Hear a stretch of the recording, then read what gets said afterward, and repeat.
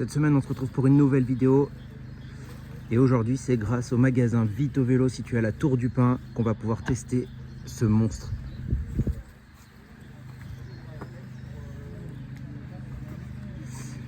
Il s'agit du Pivot Shuttle SL.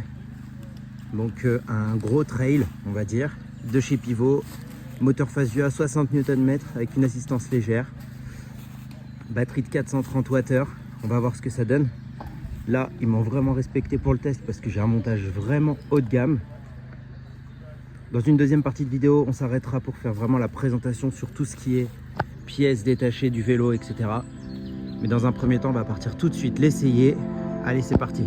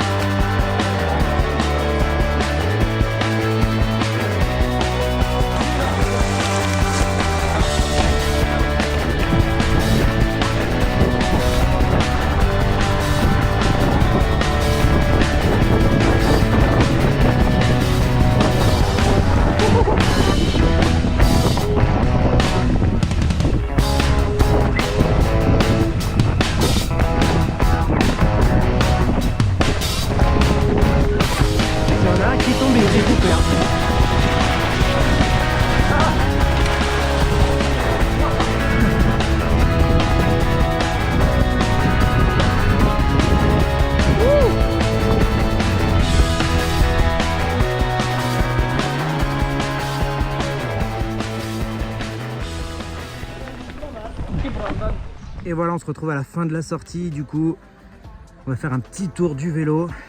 Je vous fais le débrief un petit peu plus tard. Du coup, au niveau des équipements sur ce pivot shuttle SL, on va retrouver à l'avant une Fox 36 Kashima en 150 mm de débattement qui va être assortie au Fox Float X 136 mm de débattement. Alors, petit spoiler, les 136 mm de débattement, on les sent pas du tout, on a vraiment l'impression d'en avoir plus.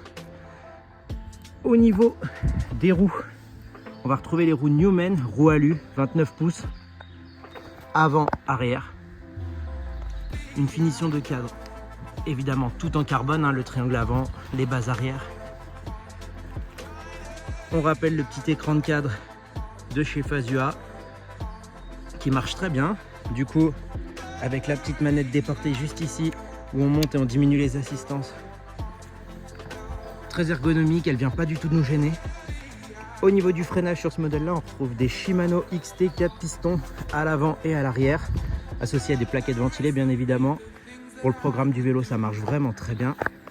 En tige de selle télescopique, on va retrouver une tige de selle télescopique, la Fox Transfer en Kashima Coat, revêtement Kashima. Et là, on arrive au niveau de la transmission, où on va être sur le tout nouveau groupe SRAM XO AXS. Donc vous voyez, c'est vraiment les nouveaux groupes qui viennent directement se monter sur le cadre. Donc c'est ce qu'on appelle le système de fixation UDH. Et ça, franchement, associé à ce shifter là, ça marche du tonnerre. Les passages de vitesse, ils se font très précisément, ça claque quasiment jamais. Ça, c'est aussi dû en fait à la chaîne, je sais pas si j'arrive à bien voir, la chaîne flat top, c'est-à-dire que vous voyez le dessus de la chaîne est vraiment plat et n'a pas la forme de 8, un petit peu comme on peut le voir en dessous. Ça favorise du coup moins de frottement au niveau de la transmission et ça favorise une transmission beaucoup plus silencieuse.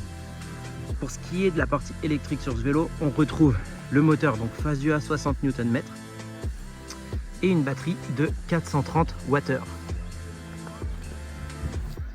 Un programme vraiment all mountain pour ce vélo. Là aujourd'hui, pour vous donner une petite idée de l'autonomie qu'on a, on a fait une sortie de 25 km avec un petit peu moins de 1000 mètres de dénivelé positif. Je suis resté toujours en niveau 1. Et voilà, j'ai consommé 2 barres. Moi je pèse 77 kg et franchement rien à dire, hein. J'ai jamais été dans le rouge. On a aussi une position de pédalage qui est vraiment efficace, contrairement à des gros enduros.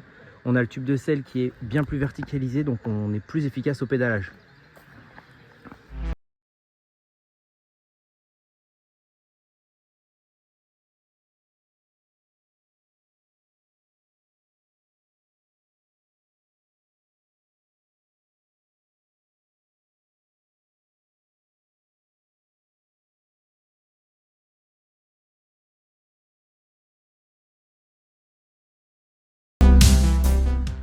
Et voilà, on se retrouve à la fin de cette vidéo. Déjà, j'espère qu'elle vous aura plu. Moi, je tenais vraiment à remercier déjà le magasin Vito Vélo qui se trouve à la Tour du Pin. Je vous mets son adresse juste ici. De m'avoir permis de participer à ce test. Et notamment aussi à Mohawk. C'est grâce à eux qu'il y avait tous les vélos pivots présents ce jour-là. Parce qu'on ne le voit pas dans la vidéo. Moi, je me suis vraiment concentré sur le pivot shuttle. Mais il y avait vraiment toute la gamme pivot. Du Firebird. Enfin, voilà, toute la gamme pivot. Si on se reconcentre un petit peu sur ce que moi j'ai pensé du vélo durant tout le test, j'ai été agréablement surpris. On est vraiment à la croisée des chemins entre les gros électriques qui vont faire 25 kg et le musculaire. Là, moi j'ai réalisé la sortie avec d'autres personnes qui eux étaient en musculaire.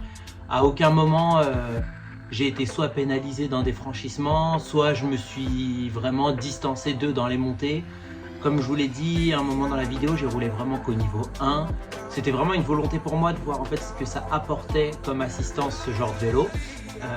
Donc agréablement surpris. On n'a vraiment pas la même sensation dans les descentes et dans les passages techniques qu'avec des gros vélos. Je m'explique, c'est-à-dire que là on a des vélos qui font 19 kg. Vraiment j'avais clairement l'impression d'avoir, en termes de poids j'entends, mon enduro entre les mains. Après pour ce qui est justement donc du comportement du vélo dans les descentes, sur les sauts, rien à dire. On n'a pas un énorme débattement. Sur le papier, on se dit que ça peut être limité. Et franchement, le vélo, il a vraiment tout passé. À aucun moment, je me suis senti limité par le vélo. Bon, la transmission, c'est du beurre. La motorisation, c'est du beurre. C'est hyper discret.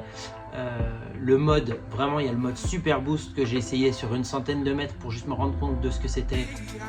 Ça fait vraiment le boulot. Pour moi, ce genre de vélo, c'est vraiment adapté à quelqu'un qui soit veut faire des sorties plus longues que ce qu'il fait en musculaire et avoir vraiment de l'assistance dans les montées raides, dans les coups de cul qui sont un peu difficiles, ou alors à une personne qui veut avoir un vélo un peu à tout faire, c'est-à-dire qui veut aller suivre un groupe d'électrique, mais il ne faut pas non plus compter sur ce genre de vélo là pour vraiment vous intégrer dans un groupe de personnes qui a des gros VTT à eux, parce que sinon dans les montées ils vont clairement vous déposer. Le but de ce vélo, c'est pas d'être hyper explosif dans les montées, c'est vraiment d'apporter une assistance très naturelle. On a vraiment l'impression juste qu'on est en hyper forme en fait, voilà.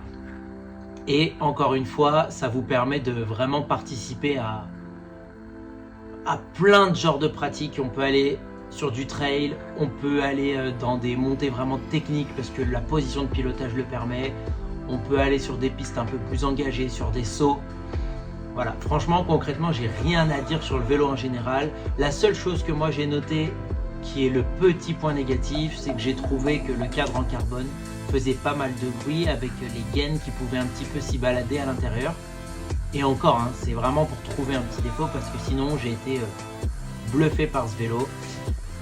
Il justifie à mes yeux le prix auquel il est affiché, même si c'est vrai que c'est des tarifs très élevés. Là, on arrive vraiment dans de l'horlogerie. Le système de suspension de cinématique fonctionne à merveille. Voilà, que vous dire. En tout cas, c'était la première vidéo de test que j'ai réalisée, donc n'hésitez pas à me faire des retours sur ce que vous avez aimé, pas aimé, est-ce que j'ai pas été assez loin dans certains critères, etc. N'hésitez pas, je prendrai vraiment tous ces retours-là pour améliorer les prochains tests. Là, on va commencer à revenir avec une série de vidéos qui va être vraiment pas mal. J'ai booké pas mal de vidéos. Cet été, je vais essayer de me déplacer pas mal partout. Et c'est cool parce que la communauté de la chaîne grandit toujours de plus en plus. Donc en tout cas, n'hésitez pas, si la vidéo vous a plu, abonnez-vous, mettez un like, mettez un commentaire. Ça m'aide à remonter un petit peu dans les suggestions YouTube. Et ça m'aide à vous présenter du contenu toujours plus cool et des vélos toujours plus extraordinaires. En tout cas, je vous dis un grand merci et je vous dis à très vite sur la chaîne Parlons e-bike. À bientôt.